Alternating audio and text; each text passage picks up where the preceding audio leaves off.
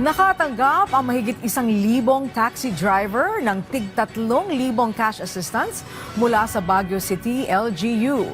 Bilang ng mga benepisaryo, inaasahang madaragdagan si Angel Kim Pengosro sa sentro ng balita. Maaga na nagtungo ang nasa tinatayang 400 taxi driver sa lungsod sa Baguio Convention and Cultural Center para makatanggap ng 3,000 pesos na financial assistance mula sa Baguio City LGU. Ito ang ikalawang araw ng pamamahagi ng financial assistance. Kahapon, halos 300 na taxi driver ang nabigyan ng ayuda. Alam natin na krisis ngayon ng langis, mataas ang presyo ng diesel and gasoline. Kaya alam natin na sa larangan ng mga taxi drivers natin, hirap na hirap sila. Konti na lang naiuwi nila sa kanilang mga pamilya.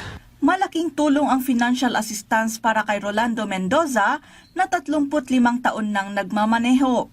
Mas malala to kaysa sa pandemic. Bigat sa malaki ang nawala.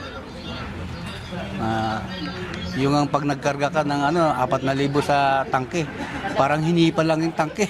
Si Kuya Edmondo naman, mag-extend ang pagpapasada para mapagaan lamang ang epekto ng krisis sa petrolyo. Maraming salamat po sa tulong ng City Government of Baguio dahil malaking bagay ito para kahit papaano makatulong sa pang-araw-araw.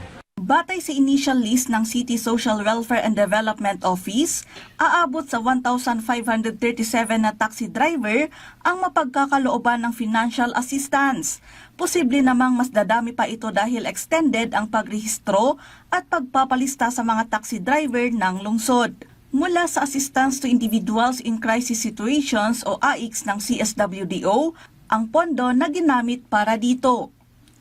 Angel Kim Pengosro para sa Pambansang TV sa Bagong Pilipinas.